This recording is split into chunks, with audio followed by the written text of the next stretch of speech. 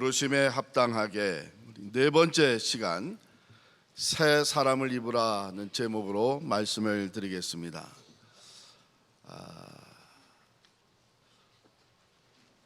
벗고 입는 것, 우리가 매일 하는 겁니다. 오늘 아침에도 주무실 때 입으셨던 옷 벗고 이제 교회에 나오기 위해서 옷을 입으셨는데 무슨 생각을 하면서 옷을 입으셨을까? 무슨 생각을 하면서 옷을 선택을 하셨을까? 이게 습관적이고 아무 생각 없이 한 것 같지만 사실은 생각을 하셨어요. 오늘 교회 가는데 뭘 입고 갈까? 만약에 생각 없이 옷 입고 오셨다면 다시 한번 생각해 보세요. 내가 하나님 앞에 예배 드리러 나갔는데 생각 없이 하지는 않으셨을 거예요. 모르겠습니다. 제가 오늘 설교를 준비하면서 이 옷의 문화, 역사적으로 옷의 문화를 한번 쭉 공부해 보면 굉장히 재밌겠다 하는 생각을 갖게 됐습니다. 옷은 우리 몸을 보호하기 위해서 쓰여지고 또 옷이 신분을 나타내잖아요. 그래서 우리 여기 계시던 아마 대부분들은 한국에서 학교 다니실 때 교복을 입으셨죠. 교복, 학생 신분을 보여줍니다. 군인은 또 군복을 입어서 군인의 신분이 나타나죠. 운동선수는 운동복을 입으면서 그 신분이 나타납니다. 그런가 하면 내가 무슨 일을 오늘 할 거냐, 그 펑션에 따라서 또 옷이 바뀌어요. 그렇죠?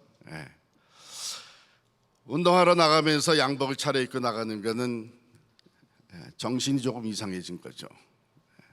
내가 오늘 무슨 일을 할 거냐에 따라서 우리 여러분 하행일을 보셨지만 지난주 월요일 우리 교육자들이 우리 수련회인데 이번 수련회는 도시 선교를 하자 해서 복장을 또 거기에 걸맞게 나가서 했습니다.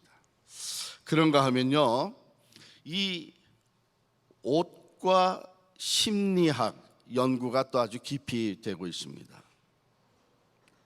그래서 이런 말이 나오죠. 옷은 내 마음의 거울이다. 그 사람이 옷을 입는 것을 보면, 늘 이렇게 선택하는 컬러를 보면 그 사람의 그 심리 상태가 보인다는 거예요. 또 옷과 자세가 달라지죠. 제가 지난 주간에 어느 자리에서 옷과 자세 얘기가 잠깐 나왔었는데 저는 경험을 안 했지만 그런 얘기를 하더라고요. 한국에서 예비군 훈련하게 되면 사장도 전부 다 예비군 입고 나와가지고서는 그 다음에는 땅에 그냥 척척 주저앉고 뒹굴기도 하고 그런다는 거예요. 어떤 옷을 입느냐에 따라서 우리의 그 행동이 달라지는 것이죠. 그래서 이렇게 주일날 저희들이 옷을 쫙 잘 선택해서 입고 나오면 나도 모르게 내 자세가 또 달라집니다. 옷이 날개다, 그런 말 많이 하잖아요. 옷이 날개다. 그런데 영어에도 그런 말을 씁니다. Clothes make the man, 그런 말이에요. 옷이 사람을 만든다, 이제 그런 표현. 사도 바울이 오늘 보게 되면은 바로 이 옷을 벗고 입는 것, 이것을 가지고 우리가 제가 지금 나눈 것보다 더 깊이 인격과 영적 상태에 대해서 얘기를 해줘요. 그런데 물론 눈에 보이는 옷을 얘기하는 것은 아니죠. 사람이 변하는 것을 얘기하고 있는 것입니다. 옷을 갈아입듯이 옛 사람의 모습은 벗고 예수 그리스도 안에서 새로운 피조물, 새 사람으로 부르심을 받았기 때문에 새 사람을 입는 것. 그런데 이것을 옷을 벗고 입는 것으로 비유해서 얘기하니까 우리가 이해하기가 이제 훨씬 쉬워지는 것입니다. 자, 먼저 22절부터 24절에 보면 옛사람과 새사람, 즉 예수를 믿기 전에 사람의 모습과 예수를 믿고 난 후에 그리스도 안에서 새 사람이 된 후에 그 모습을 근본적으로 대조를 해줍니다. 한번 22절 같이 읽을까요? 시작. 너희는 유혹의 욕심을 따라 썩어져가는 구습을 따르는 옛사람을 벗어버리고. 자, 옛사람은 어떤 삶을 살았어요? 유혹의 욕심을 따라 썩어져가는 구습을 따르면서 살았다. 그런데 새 사람은 어떻게 달라졌습니까? 24절입니다. 시작. 하나님을 따라 의와 진리의 거룩함으로 지으심을 받은 새 사람을 입으라. 새 사람은 이제 무엇을 따라 사냐 하면 하나님을 따라서 의와 진리의 거룩함으로 새 사람을 계속 입는 거예요. 그런데 그 중간에 23절에 보면 오직 너희의 심령이 새롭게 되어. 이것은 예수 그리스도 안에서 우리에게 주어진 변화예요. 새 피조물이 되었다는 것은 우리의 심령이, 우리의 영이 다시 살게 되고 심령이 새롭게 되었습니다. 이렇게 근본적인 차이가 있는데, 옛사람은 구습, 예수를 알기 전에 내가 가지고 있던 옛 습관을 따라 사는데 그것은 유혹의 욕심을 따라서 살아가는 것인데 그 결국은 다 썩어지는 것이다. 새 사람은 이제 따르는 것이 달라졌어요. 하나님을 따라 의와 진리의 거룩함을 실천해 나가는, 보여주는 삶이 된다. 부르심에 합당하게 우리의 신분에 맞는 옷을 입어야 된다는 얘기죠. 이제는 하나님의 사람, 그리스도의 사람들이 됐기 때문에 이 새 사람의 옷을 입어야 된다는 것입니다. 여러분 잘 아는 대로 우리가 그런 말을 쓰잖아요. 생각은 행동을 낳고, 행동은 습관을 만들고, 습관이 쌓이면서 인격이 되고, 또 그 인격은 그 사람의 운명을 결정한다. 이거 본래 누가 한 말이냐면은 세뮤얼 스마일즈라고 하는 분이 한 얘기예요. 영어를 그대로 읽으면요, sow a thought and you reap an act. 생각을 심으면 행동을 얻게 되고, sow an act and you reap a habit. 행동을 심으면 거기서 습관을 얻게 되고, sow a habit and you reap a character. 인격을, 습관을 심어서 인격을 얻게 되고, sow a character and you reap a destiny. 운명이 결정된다. 자, 그러면 시작이 어디서부터요? 생각에서부터 시작해요. 근데 이 생각이 결국 어디와 연결이 돼요? destiny. 내 인생의 결국하고 연결이 된다는 거예요. 물론 그 단계가 이제 거쳐 나가는데, 이렇게 하면 생각해 보면 우리가 지금 어떤 생각을 갖느냐가 굉장히 중요한 것이죠. 어떤 생각이 내 삶 속에서 반복적으로 일어나고 있느냐 하는 것이 아주 중요한 거예요.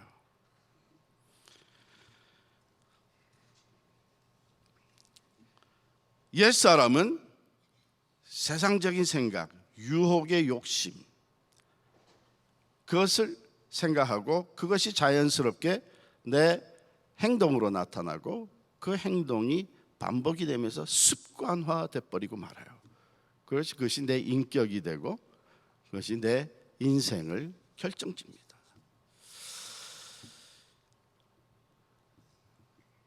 옛사람과 새사람의 이 근본적인 차이를 얘기하고요, 바울은 그 다음에 보다 실제적으로 그러면 옛사람의 언행 그리고 새사람의 언행이 어떻게 다르게 나타나느냐, 뭐 너무나 우리가 잘 아는 것인데 여기 몇 가지만 한번 살펴볼까요? 25절부터 32절인데 이제 옛 생활을 벗고 새 생활을 하는 것을 나란히 이게 대조해 보입니다. 첫 번째, 거짓말. 거짓말 대신에 참된 것을 말하라. 옛 사람은 쉽게 거짓말을 하면서 살았습니다. 또 거짓말하는 이유가 내가 원하는 것을, 내 욕심을 또는 내가 추구하는 것을, 그것을 얻기 위해서 쉽게 거짓말을 했다면 새 사람은 이제 참된 것을 말해야 된다. 그래서 이게 이유를 달았는데요, 각각 그 이웃과 더불어 참된 것을 말하라. 이는 우리가 서로 지체가 됨이라. 그러니까 이 에베소의 말씀들은 하나님 안에서, 그리스도 안에서 새 사람이 되어서 새로운 공동체, 교회를 이루고 있는 사람들에게 보낸 편지잖아요. 그러니까 우리에게 주시는 말씀이죠. 필그림 선교 교회를 이루고 있는 우리들에게 너희가 거짓말을 하지 말고 서로 참된 것을 말해야 되는 이유가, 아주 근본적인 이유가 있는데, 그것은 우리가 서로 지체가 되었다. 예수 그리스도의 몸에 우리가 지체가 됐단 말이죠. 눈, 귀, 코, 손, 발, 지체가 됐단 말이죠. 자, 그러면 한 몸의 지체가, 즉 팔이 입을 신뢰하지 못해요. 다리가 머리를 신뢰하지 못해요. 그래서 머리에서 이제 지시가 나갔는데 신뢰하지 못하면 그 다음에 어떻게 돼요? 이 몸이 제대로 펑션을 할 수가 없고 이 몸은 고통에 빠질 수밖에 없습니다. 그러니까 예수 믿는 사람들의 공동체에서 거짓을 얘기하기 시작을 하면 예수 그리스도의 몸된 교회는 서로 신뢰, 지체들이 서로 목사를 신뢰 못하고 장로가 집사를 신뢰 못하고 서로 신뢰 못하고 이러면서 이 교회는 말할 수 없는 고통과 교회로서의 펑션은 다 마비되고 말고 고통에 빠지고 마는 거예요. 우리가 예수 믿는 사람으로서 먼저 예수 그리스도의 몸된 교회를 이루어 여기서 참된 것, 진실을 얘기하는 새로운 사람으로 자꾸 자라가면서 이것이 교회 밖으로도 나가서 세상에서 믿지 않는 사람들과 생활할 때도 우리는 진실을 말하는 사람이 되는 것이죠.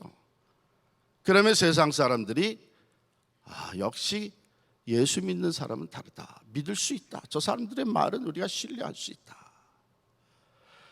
이게 근본적으로 달라진 거예요. 그런데 예수를 믿고 나서도 쉽게 거짓말을 하면 이것은 옛사람의 모습으로 돌아가 있는 거예요. 두 번째, 전에는 분을 내면서 죄를 졌다면 이제는 분을 내어도 죄를 짓지 마라. 그게 26절의 말씀이에요. 분을 내어도 죄를 짓지 말며 해가 지도록 분을 품지 말고. 여기서 우리가 한 가지 짚고 넘어가는, 분을 내지 마라 그러진 않았어요. 분을 내어도 죄를 짓지 마라. 그렇다면 우리가 분노의 감정이 생기는 것은 죄가 아니라는 것이죠. 왜? 하나님이 우리를 그렇게 만드셨어요. 하나님이 우리를 그렇게 만드셨기, 즉 감정적인 감정을 가지고 있는 존재로 만드셨는데, 여러분 이것은 하나님도 가지고 계신 게, 우리가 하나님의 형상대로 지음받았다 할 때 하나님도 슬퍼하십니다. 성령도 애통해 하십니다. 그러므로 인격체는 이 정적인 것, 감정을 가지고 있어요. 그래서 분노하는 그 자체는 죄는 아니에요. 그런데 그 분노를 어떻게 푸느냐 하는 것이 죄가 될 수 있다는 거예요. 우리가 옛사람의 모습을 가지고 예수님을 알지 못하고 살아갈 때는 내가 분이 나고 화가 나면 그냥 그대로 말을 내뱉고 그대로 그냥 주먹을 휘두르고 그대로 그냥 몽둥이를 가지고 달려갔다면 그건 죄가 되는 것이죠. 그러나 예수 믿는 사람은 분을 내지만 죄를 짓지 않는, 즉 건강한 방법으로 그 분노의 감정을 푸는 거예요. 해소하는 거예요. 여러분, 이 분노가 생기지 않으면 사실은 새 사람으로서 문제가 있을 수 있어요. 왜냐하면 하나님은 종종 예수 믿는 사람들이 의분을 갖기를 원하세요. 하나님의 이름을 모욕할 때 교회를 쉽게 비난하고 예수 그리스도를 믿는 사람들을 무시하면서 하나님을 무시할 때, 또 한 사람의 인격을 마구 짓밟는 모습을 볼 때에 우리는 의분을 발할 수 있어야 합니다. 그러므로 이 분노의 감정이라는 것은 우리에게 누구에게나 주어지는 것이 필요해요. 그러나 그것을 이제 새 사람이 된 사람들은 그것을 긍정적인 포지티브한 방법으로 그것을 해소해 나가야 됩니다. 그런데 여기 뭐라 그랬냐면, 분을 내어도 죄를 짓지 말고 해가 지도록 분을 품지 마라. 오래 분노를 감정을 가지고 있지 말라는 것이죠. 그래서 잠자리에 들기 전에 그날에 있었던 분노의 감정을 다 내려놓고 자라, 이렇게 권면하고 있어요. 자, 그러면 우리가 분노의 감정을 오래 가지고 있으면 어떤 일이 벌어지느냐? 성경은 뭐라고 얘기했냐면은 마귀에게 틈을 주게 된다는 거예요. 마귀에게 틈을 주게 된다. 여러분, 이게 아주 좋은 예가 어디에서 나오냐면 이 인간 역사의 첫 번째 살인자가 되었던 누구예요? 가인과 그 동생 아벨이 하나님께 제사를 드렸는데, 하나님께서 아벨의 제사는 받으시고 아벨과 아벨의 제물은 받으시고 가인과 그 가인의 제물은 받지 않으셨어요. 왜냐하면 가인은 형식적인 제사였지만 아벨은 가장 좋은 곳으로 진심으로 하나님 앞에, 그래서 제물만 받으셨다 이렇게 안 하고 아벨과 그의 제물을 받으셨다. 그랬더니 가인이 분노가 생겼어요. 그 분노를 품고 있었어요. 하나님이 그 심정을 아셨어요. 그래가지고 여러분 한번 성경으로 돌아가 창세기를 보십시다. 이걸 자세히 보실 필요가 있는데, 창세기 4장 6절 보시기 바랍니다. 창세기 4장 6절 보시면, 여호와께서 가인에게 이르시되 네가 분하여 함은 어찌 됨이며 안색이 변함은 어찌 됨이냐? 네가 선을 행하면 어찌 낯을 들지 못하겠느냐? 선을 행하지 아니하면 죄가 문에 엎드려 있느니라. 죄가 너를 원하나 너는 죄를 다스릴지니라. 이게 아주 중요한 말씀이에요. 죄가, 지금 가인의 마음에는 분노가 가득 차 있어요. 그것을 품고 있어요. 그런데 하나님 뭐라면 죄가 문 앞에 엎드려 있다. 여기 엎드려 있다고 하는 단어는 crouching이라고 하는 영어 단어인데, 그 짐승이, 사자나 호랑이나 이 짐승이 엎드려서 기다리는 모습이에요. 뭐 하려고? 틈만 생기면 확 달려 들어가가지고 잡아먹으려고. 그 모습을 얘기하는 거예요.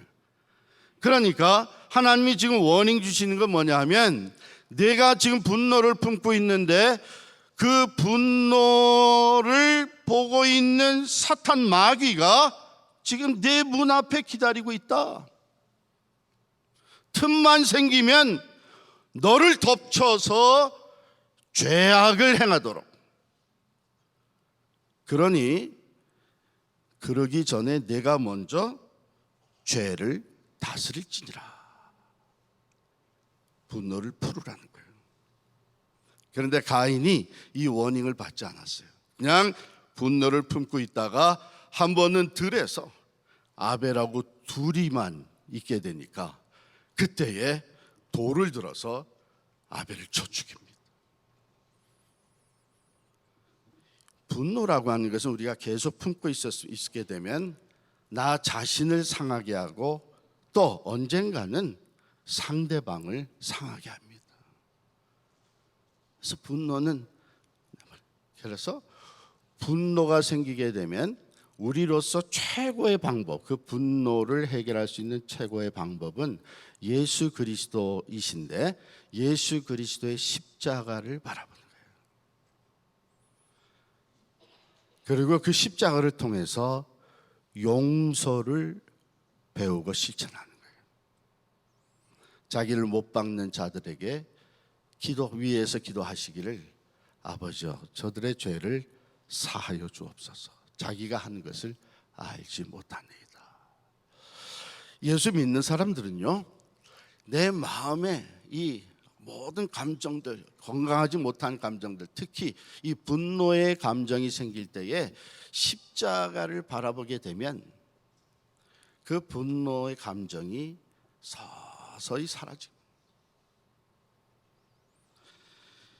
이게 새 사람의 모습이죠. 이것을 품고 있게 되면 사탄은 틈을 타고 들어와서 감정적, 육체적 또는 영적 상처를 주게 만듭니다. 세 번째 예를 든 것이 바울은 도적질에 대해서 얘기를 하는데 도적질하지 마라 이렇게 얘기해요. 물론이죠. 이것은 예수 믿지 않는 사람들도 도적질하는 것은 나쁜 것, 죄로 알고 있는데 더욱이 이제 예수 믿는 사람이 되면 도적질하지 말라 이렇게 얘기를 합니다. 자, 내가 가진 것이 없어서 남의 것을 훔치는 것이죠. 어떤 방법으로든지 다른 사람의 것을 착복하는 것, 이것이 도적질의 포괄적인 정의입니다. 그렇죠? 새 사람은 내가 도적질하는 것이 아니라 오히려 부지런히 열심히 일해서 내 필요가 채워질 뿐만 아니라 오늘 말씀에 보면 너희가 가난한 자에게 구제할 수 있도록 자기 손으로 수고하여 선한 일을 하라. 열심히 일해서 내 필요가 채워질 뿐만 아니라 오히려 가난한 사람들에게 베풀 수 있도록. 이제는 여러분 그러면 그리스도인들은 어쩌면은 이 말씀 그대로 예수를 알지 못하는 사람들보다도 더 성실해야 돼요. 더 열심히 맡겨진 일을 해야 돼요. 게을러서는 안 되죠. 자, 그러면 오늘날 사람들이 어떻게 도적질을 합니까? 한번 생각해 보죠. 도적의 지혜도 갈수록 발전하죠. 자, 아까 제가 말씀드린 것이 모든 종류의 그 남의 것을 착복하는 것이 도적질이라면 샵리프팅, 가계 좀도둑, 또 거짓 세금 보고 나라의 것을 도적질하는 것이, 옷을 이미 와서 다 입어보지 않는 것처럼 반환하는 것, 어떤 데는 입어본 것도 반환해줘요. 직장의 사무용품을 내 개인, 우리 가정에서 쓰려고 가지고 오는 것, 한 걸음 더 나아가서 내가 일해야 되는 시간에 그 시간을 낭비하는 것, 그리고 페이를 받는 것, 모든 종류의 남의 것을 착복하는 것이 성경이 얘기하는 도적질이에요. 세상 사람들은 어쩌면 이런 것들을 쉽게 합니다. 그러나 이 새 사람이 된 우리들은 달라야 되는 거예요. 자, 이런 사례들을 생각하면서 혹시 나도 모르게, 우리 자신도 모르게 다른 사람들이 다 그렇게 하니까 우리가 따라서 했다면 이제는 그것을 우리는 새로운 안목으로 볼 필요가 있습니다. 세상에서는 뭐 그 정도는 도적질이라고 얘기 안 할 수도 있지만 하나님의 안목으로는 그게 도적질이에요. 우리 성도들은 더 열심히 성실히 일해서 내 필요를 채울 뿐만 아니라 다른 사람의 필요도 부족한 것을 구제하고 도와주는 것입니다. 그 다음에 네 번째 바울이 예를 듣는 것은 말입니다. 더러운 말은 입 밖에 내지 말라. 더러운 말, 오직 덕을 세우는 데 소용되는 대로 선한 말을 하여 듣는 자들에게 은혜를 끼치게 하라. 옛사람의 모습으로 살 때는 그저 내 감정대로 말을 막 내뱉었다면, 그래서 다른 사람에게 상처도 주고 공동체를 아프게 하고 그랬다면, 새 사람이 된 사람들은 덕스러운 말을 해야 된다. 더러운 말은 입 밖에도 대지 마라 그랬는데, 이 더러운 말, 물론 이것은 음란적인 말을 먼저 얘기하는 거겠죠. 그런데 헬라 단어의 그 본래 뜻을 보면은 이런 뜻이에요. 음식이 썩거나 또는 상한 상태, 그때 썼던 헬라 단어입니다. 또 돌이 잘게 부서진 상태, 그때 썼던 단어인데, 음란뿐만이 아니라 본문이 얘기하는 더러운 말은 다른 사람을 세워주지 아니하고 깎아내리는 말, 가습, 흉보는 것, 무시하는 것, 다른 사람을 넘어지게 하는 것, 이런 말들은 듣는 모든 사람에게 해를 주는 말입니다. 성도들은, 그리스도의 몸된 교회 지체가 된 새 사람들은 오히려 다른 사람을 세워주는 선한 말을 함으로써 누가 듣든지 그게 은혜가 되게 하라. 듣는 자들에게 은혜를 끼치게 하라. 우리 모두에게 주시는 교훈과 도전의 말씀이죠. 그 다음에 내려가서 31절에 보면 여러 가지를 이렇게 쭉 나란히 비교를 하는데, 너희는 모든 악독과 노함과 분냄과 떠드는 것과 비방하는 것을 모든 악의와 함께 버리고, 악의와 함께 버린다. 즉 그런 말들, 악독과 노함과 분냄과 비방하는 말과 행동이 어디에서 나오나 하면은 내 마음의 악한 의도에서 나온다는 것이죠. 그래서 이것을 버리고 대신 새 사람은 친절하게 하고, 서로 친절하게 하고 불쌍히 여기며 서로 용서하기를 하나님이 그리스도 안에서 너희를 용서함 같이 하라. 그러니까 남의 흠집이 보이고 남의 실수와 잘못한 것이 보일 때에 그걸 놓고 비난하고 성내고 할 것이 아니라, 하나님이 내 죄와 허물을 다 덮어주신 것을 먼저 생각하라는 거예요. 그래서 다른 사람에게 더 친절하고 오히려 불쌍히 여기고 또 용서를 베풀라. 어떻게 해요? 사도 바울이 이렇게 몇 가지만 해서라도 나란히 대조를 시켜주신 옛사람의 모습과 새사람의 모습을 대조를 시켜줍니다.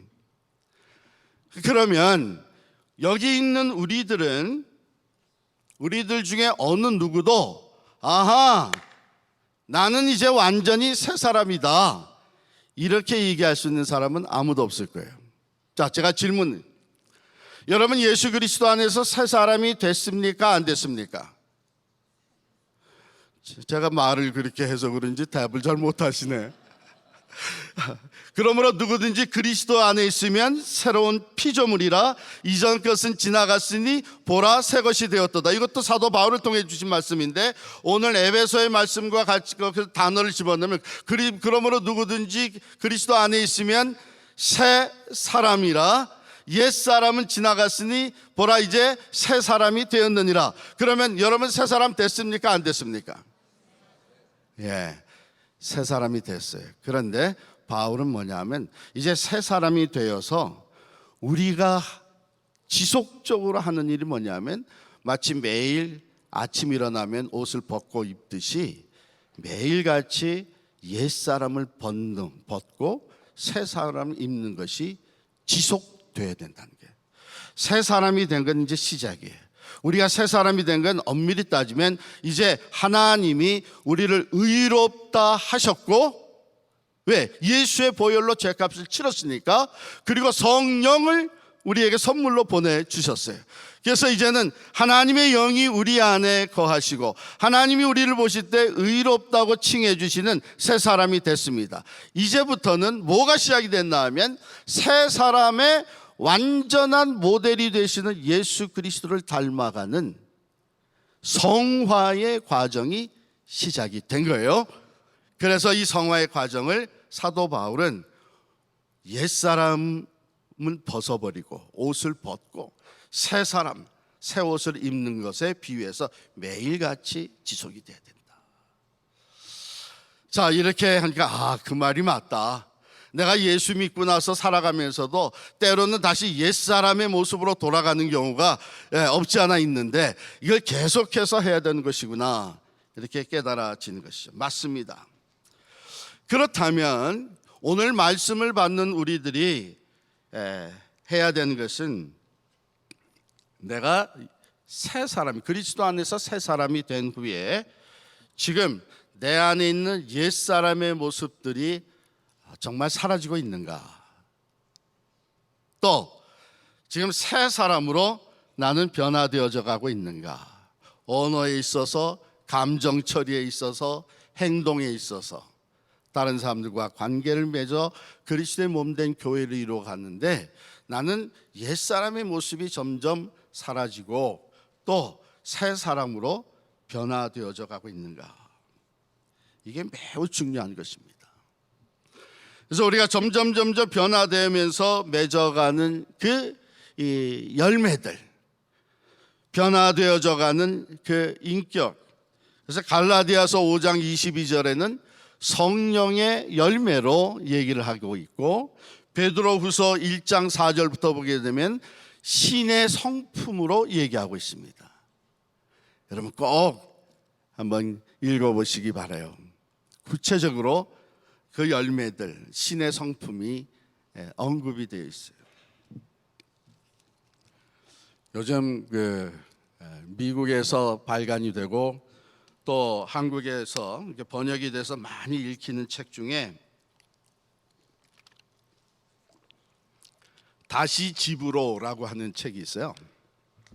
저도 다 읽진 않고 그냥 아웃라인만 쭉 읽으면서 몇 구절을 그 부분을 찾아봤는데요. 이것은 영어로 얘기하면은 out of a far country, 그러니까 멀리 갔다가 다시 집으로 돌아오는 그 내용인데 간증집입니다. 중국 사람 이민 1세, 그러니까 엔젤라 유언이라고 하는 여자분과 또 그 아들 크리스토퍼 유언이 같이 쓴 책이에요. 이 엔젤라 유언은 이민 1세로서 성공을 했습니다. 치과 의사로 남편과 결혼해서 잘 살면서 아들 둘을 낳았어요. 그리고 아들들이 자랄 때에 아주 잘 자라줬어요. 공부도 잘하고 또 자기 전문 분야로 둘째 아들 같은 경우에는 그도 치과 의사가 됐어요.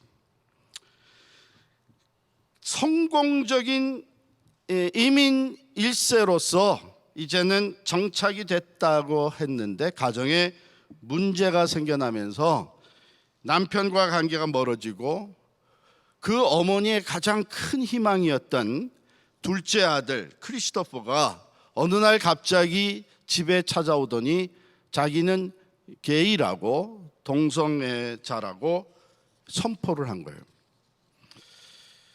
그래서 이 어머니 엔젤라 유아는 첫 아들은 지금 방탕한 생활로 나가고 남편은 관계가 멀어지고 가장 기대했던 둘째 아들이 이런 식으로 나에게 와서 선포를 하니 나는 성공적인 인생을 살았다고 생각했지만 완전한 실패자다. 이래가지고 자살을 하려고 합니다. 그가 이렇게 고백을 해요. 나는 겉으로는 성공한 인생이었지만 안으로는 공허했다. 우수한 성적이나 대회 수상으로 내게 긍지를 느끼게 해주던 예전의 그 아들이 아니었다. 장남 스티브는 방탕하게 생활했고 둘째 크리스토퍼는 내 앞에서 자신이 게이라고 선언했다. 동성애자라고 선언한 것이다. 나는 이제 무엇을 위해 살아야 하나? 자살하려고 기차에 올라갔다가 우연히 전도 소책자를 받게 됐고 그것을 읽다가 주님의 은혜를 체험하고 새 사람이 됩니다.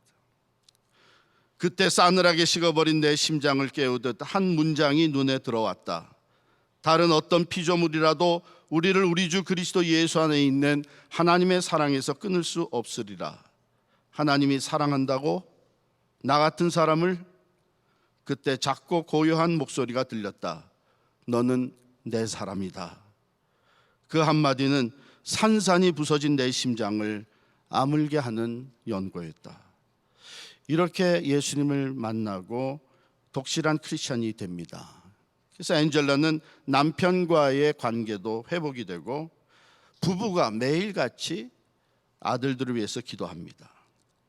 교회 중보 기도를 요청해서 100명이 넘는 성도들이 특별 중보 기도를 하기 시작을 합니다. 어머니 엔젤라는 7년 동안 매주 월요일마다 금식하며 아들이 돌아오기만을 기도하고 또 기도하고 기도했습니다. 그럼에도 불구하고 상황은 점점 더 악화가 됐습니다. 아들 크리스토퍼 요한이 마약을 팔다가 치과대학에서 쫓겨나가고 마약과 동성애가 더욱 심해져서 결국 마약 복용 혐의로 체포되어 감옥에 들어갑니다. 그런데 그 감옥이 새 사람이 되는 기회가 되었습니다. 감옥에 들어간 이 크리스토퍼는 그때야 부모의 사랑을 깨닫게 됩니다.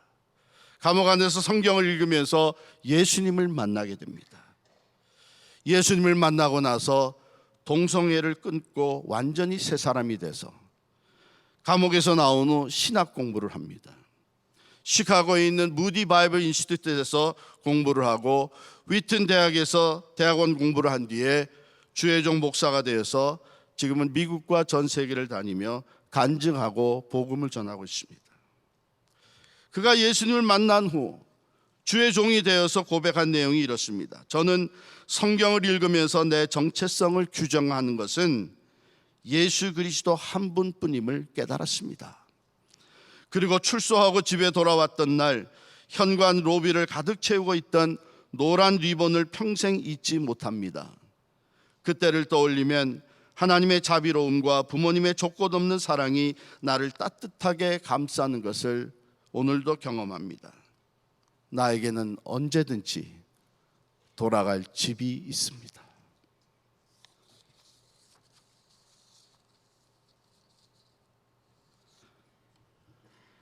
우리에게도 언제든지 돌아갈 집이 있죠. 예수 그리스도께로, 하나님께로, 하나님의 집으로 언제든지 돌아갈 수 있습니다. 이 변화는, 진정한 변화는 우리가 만들어내는 것이 아닙니다.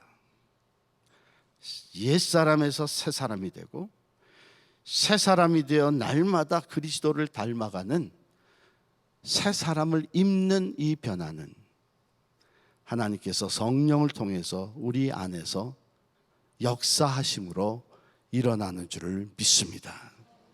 그렇기 때문에 우리가 해야 되는 것은 바로 하나님의 말씀을 늘 묵상하며 내가 그 말씀대로 살 수 있도록 옛사람을 날마다 벗어버리고 새 사람을 날마다 입을 수 있도록 성령 하나님 나를 도와주십시오.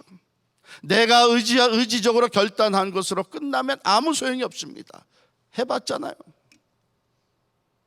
오랜 신앙생활을 하면서도 여전히 옛사람의 모습이 사라지지 않고 있는 것, 내가 벗어버리지 못하고 있는 것, 내가 벗고 싶지 않아서가 아니라 내 힘으로는 때로는 너무나 어렵습니다. 이미 습관화된 것들이 너무나 많습니다.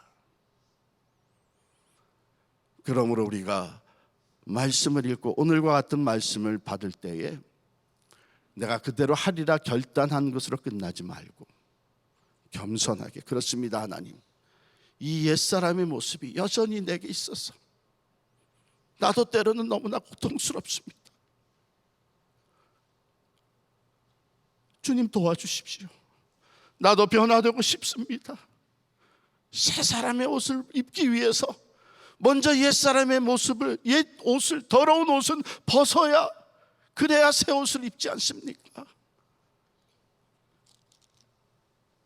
사랑하는 성도 여러분, 오늘 하나님의 말씀을 우리가 함께 듣고 다가오는 한 주간 동안 내가 벗어야 할 옛사람의 옷이 어떤 것인지 한 가지 또는 두 가지만 여러분께서 아이덴티파이 하시고 그걸 가지고 성령님의 도우심을 구하며 기도하시기를 바랍니다. 성화의 작업을 우리 안에 오셔서 지금 계속해서 하고 계시는 그 내가 어느 순간에도 다시 옛사람으로 돌아갈 때는 내 안에 계신 성령께서 근심하신다 그랬습니다. 적어도 우리가 그 성령님을 기쁘시게 해드리는 것은 말씀을 따라 결단하고 그리고 성령님께 도우심을 구하는, 성령께서 도와주십니다. 날이 갈수록 옛사람의 모습은 사라지고 새 사람의 모습, 그리스도를 닮아가는 우리 모두가 될 수 있기를 간절히 축원합니다. 우리 시간 한 1분 동안 함께 나눈 말씀을 가지고 기도하겠습니다. 이미 다 하나님께서 깨닫게 해주신 내가 아직 벗어버려야 될 옛사람의 옷이 있다면 그걸 놓고 기도하겠습니다. 도우심을, 성령의 도우심을 간구하며 기도하겠습니다. 이 시간 우리 한 1분 동안 간절하게 통성으로 기도하십시다. 할렐루야. 하나님 아버지, 이 시간 하나님 앞에 나아갑니다. 주님, 옛사람의 모습을 벗어버리고 새 사람으로 변화되어지기를 원하며 주님 앞에 나아가오니 하나님, 우리를 새롭게 하여 주옵소서. 내 스스로 벗어버리지 못하고 있는 이 욕심을 따라 살아가는 옛사람의 모습, 썩어질 것을 아버지 하나님이여 참으로 여전히 추구하고 있는 모습을 불쌍히 여겨주시며 새롭게 하여 주시옵소서. 성령님, 나를 도와주시옵시고 우리 모두에게 새 사람이 될 수 있는 은혜를 베풀어 주시옵소서. 주님 주시옵소서. 아버지 주시옵소서. 하나님 아버지, 감사합니다. 말씀을 통해서 내가 이미 새 사람 된 것을 다시 한번 확인하며 기뻐하게 하시고, 또한 새 사람으로 우리를 날마다 빚어가시기를 원하시는 하나님의 뜻과 또 성령의 역사를 저희들이 다시 기억하게 하여 주시니 감사합니다. 이제 겸손히 말씀에 순종하며 살기를 원합니다. 주여, 날마다 옛사람의 옷을 벗게 하시고 새 사람의 옷을 입을 수 있도록 성령께서 도와주시옵소서. 예수님의 이름으로 기도하옵나이다. 아멘.